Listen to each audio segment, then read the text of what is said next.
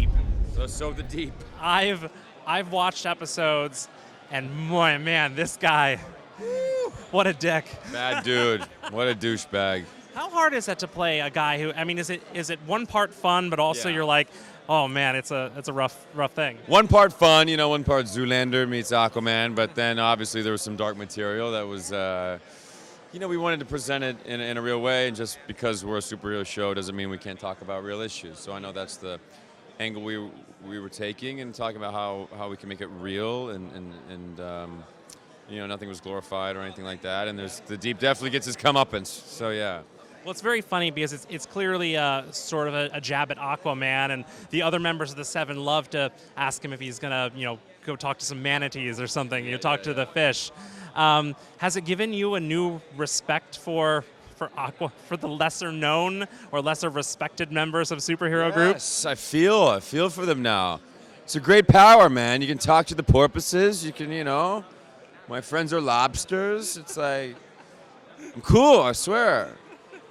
Can breathe underwater. Tell me about your costume, because I hear they're kind of a nightmare. Yeah, Anthony's. I don't know if you talked to him, but his is a pretty big nightmare. I kind of got the lucky end of the stick.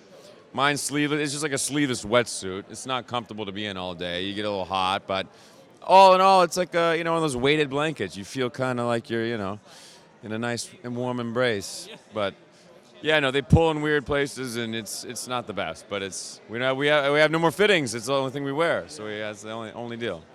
So it's good.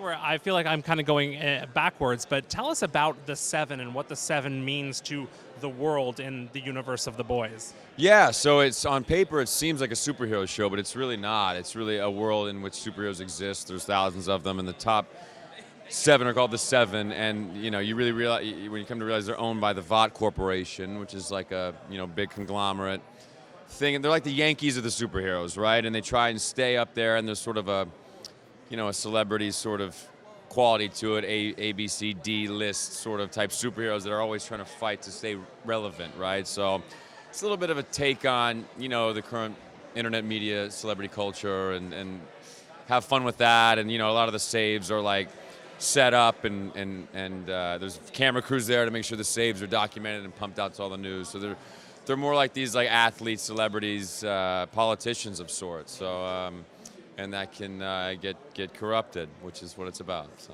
It's amazing. I don't know if we get to this at any point, but how did the Deep end up being part of the Seven? Did we find that out? I don't even know. Yeah. How's this guy in the Seven? He's such a douche. They let him in. Yeah. You got to have one water guy. You got to have one water guy. That's the rule. That just in case. The world's made up of 2/3 water. You got to have to. Makes sense. Yeah. Thanks so much for hanging out with me. I Yeah, for appreciate sure, it. man. Thanks, That was Chase. fun.